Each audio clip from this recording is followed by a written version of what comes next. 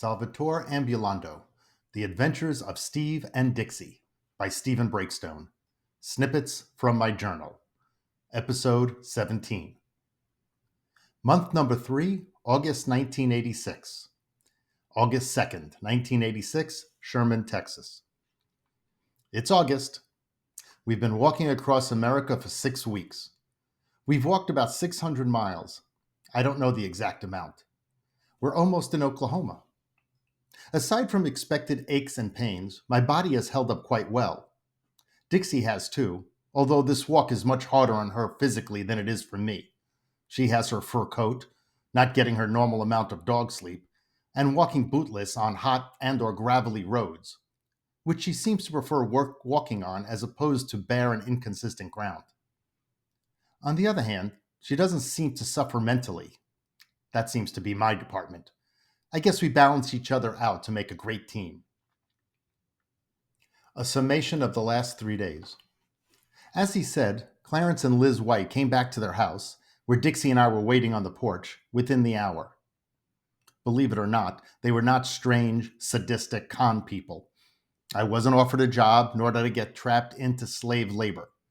They were two of the friendliest, most generous, interesting people I could ask to meet.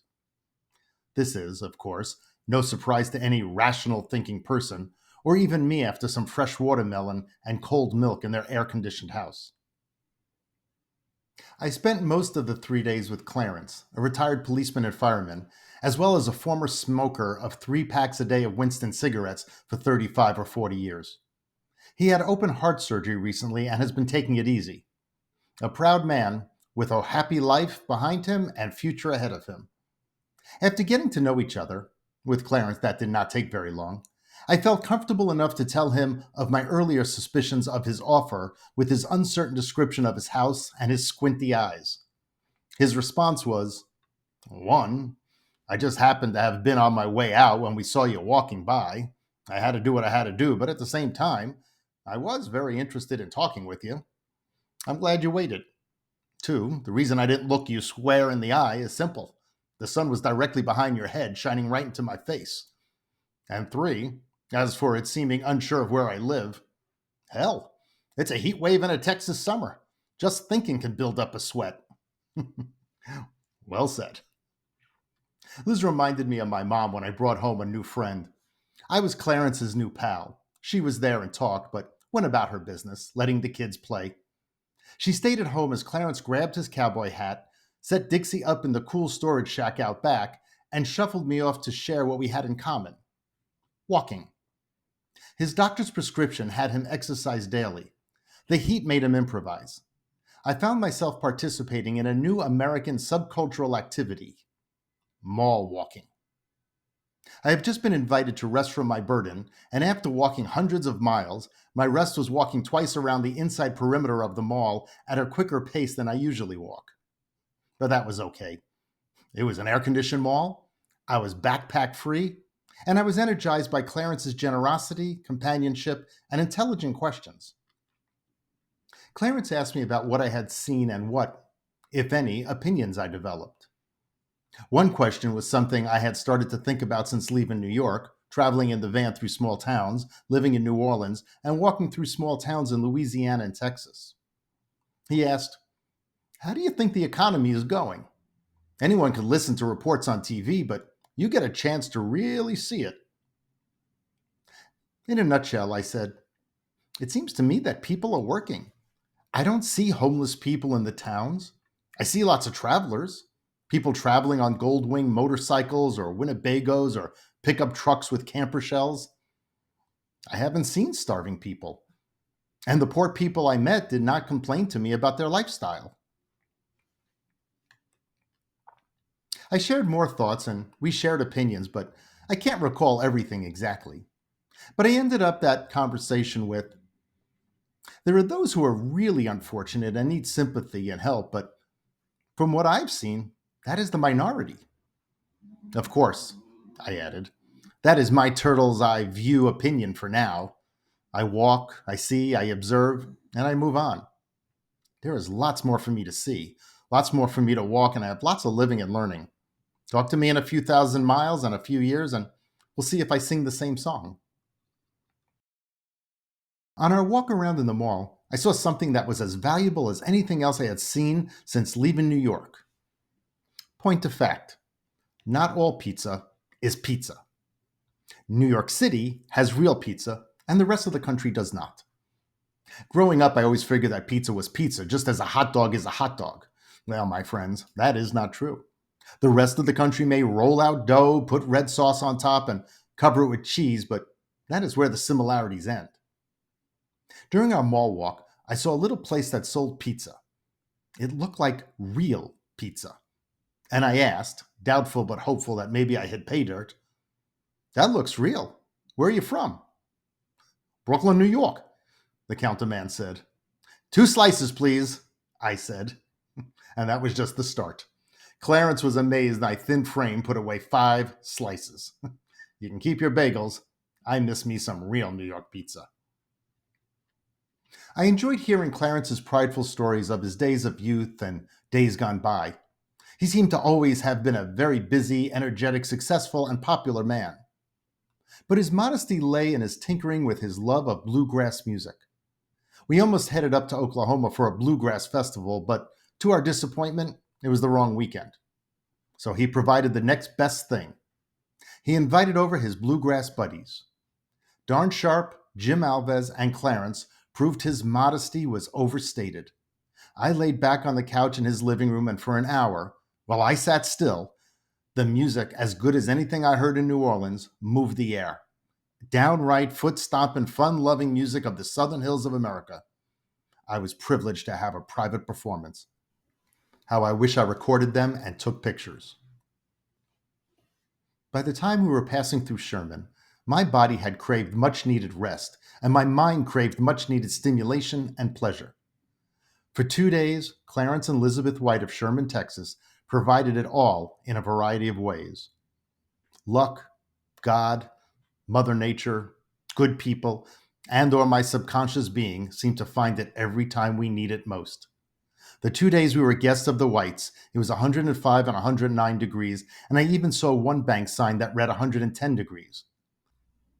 I don't think we could have or should have walked in that. It turns out we didn't have to. August 3rd, 1986, Sunday, Lindsay, Texas. We left the Whites on Friday morning. After a 2 to 3 day vacation, the pack felt incredibly lighter and the heat wave broke a bit. The temperature dropped to the 90s, and the last couple of days have had lots of cloud cover. When the sun is obscured by clouds, even intermittently, it is a mental and physical relief. I'm sure Dixie feels it too. Side note, I took off from New Orleans with an umbrella I could rig up to the frame of the pack with hose clamps from the auto parts store to create kind of like a sunblock. Unfortunately, it didn't really work that great. And more importantly, it didn't provide Dixie with consistent shade. So I decided that if she was exposed to the sun, I needed to be exposed as well, so I felt, at least to some extent, that we could be on the same page of the effects of nature. I figured that was the best way to find the balance of just how much I could push both of us. And ultimately, I just discarded it to lighten the load of the pack. On Friday, after leaving the Whites, we walked a whole bunch of hours and came upon a little overpass to rest. I have become great at finding them to get shade and privacy. Those overpasses were usually, but not always, over an accessible stream or creek. Good for Dixie, good for hygiene. I unloaded and relaxed and was planning a standard midday multi-hour respite. However, not long after I was in full relax mode, a growl deep in the throat of my bodyguard had me on alert. "Ah, I figured you'd be here," said the voice. Dixie quickly relaxed. It was a familiar voice. "You figured I'd be resting under this overpass?" Clarence, once again, proving his intuitiveness, came to give us a copy of the newspaper interview I gave Frank Smith of the Sherman Denison Dispatch while we vacationed with the Whites.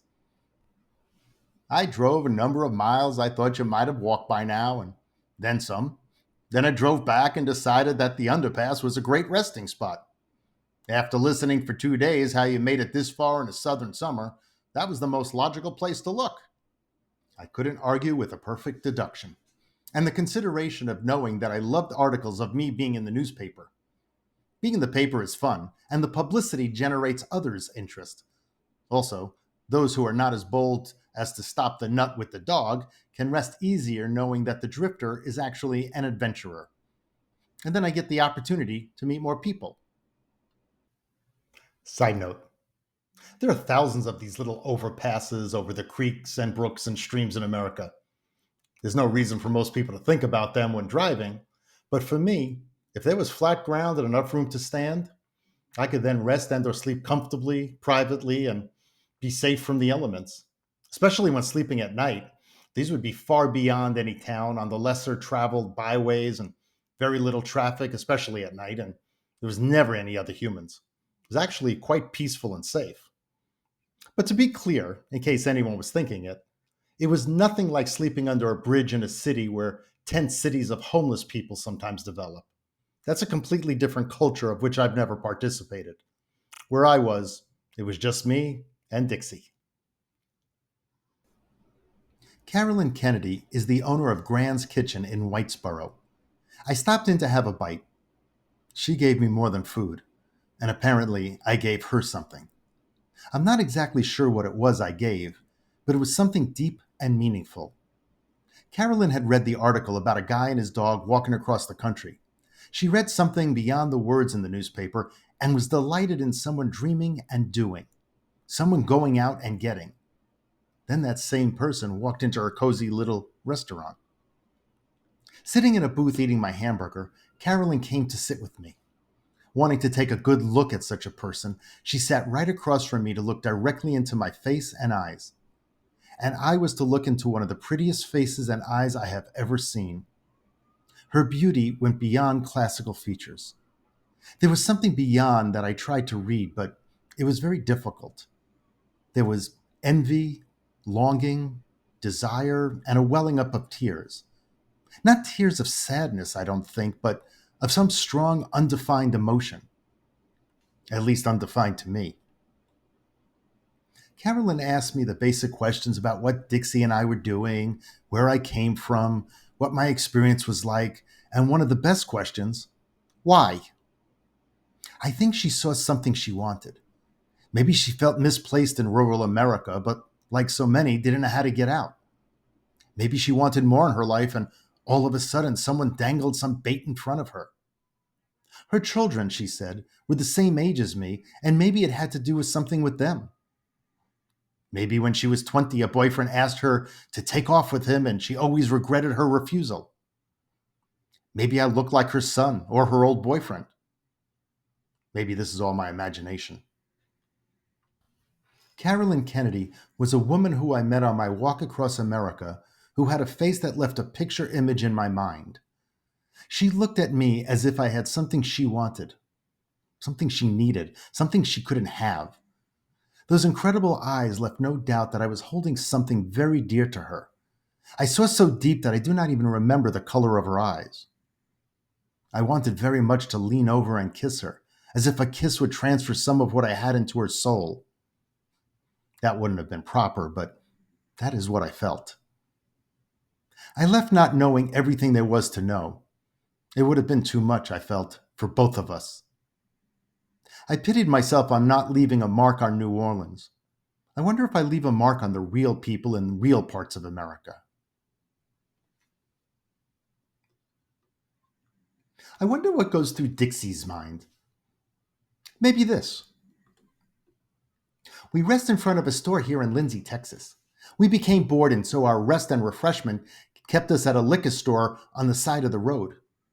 I watched Steve watch the pretty girls come and go as they buy stuff for an afternoon at Lake Texoma. I don't get bored, I get hot. Steve gets bored. And so he went inside to watch the first NFL game to be played in Europe as Chicago beat Dallas 17-6 in a very boring game, he told me. Steve is envious as the people bought their picnic goodies and supplied their boats. He said he would love an afternoon having fun at Lake Texoma. I think that sometimes me being the only female in his life is not enough, and he gets a bit randy seeing all the bikini-clad humans. I told him that he wouldn't be happy with one day of fun in the sun ritual, though. They go home, and tomorrow they are back at work. Tomorrow, we are still walking. Now, we might be hot. We might feel great. We may be bored. We may meet someone very special. The land may be very monotonous, or there may be cows for Steve to moo at and jackrabbits for me to chase. We never know what will be. We talked about that some and considered an observation. Even at 3 miles an hour, even at only a dozen and a half miles a day, we are moving very fast. Within days, we will be in Oklahoma. With a direct south to north route, we should be in Kansas in 3 to 4 weeks unless something stops us or diverts us. Steve thinks, for some strange reason, that it's important to look for work in northern Oklahoma or Kansas because in September the weather will start to change and we'll have to stop for the winter. I would love to walk in the cooler weather, though. None of this tongue dragging on the white line of America garbage. And when we stop, we will stop for about 7 or 8 months. I hardly know what that kind of stability means. It's a strange thought. Steve will have to go out and get a job, and I'll be all by myself for much of the day. Quite a change from this. I'll be able to have a dog's life again and sleep 17 hours a day. I wonder if I would like that after all this. Even now, still in Texas, I'm no longer the overgrown puppy I was back in my hometown, or even the one that walked in the morning puddles on River Road and jumped on Steve to make him all muddy. That was fun, but I've matured since then. Next week, I will be 1 year old. Not exactly an adult yet, but certainly an experienced teenager getting more experience every day. That's it for now. Peace.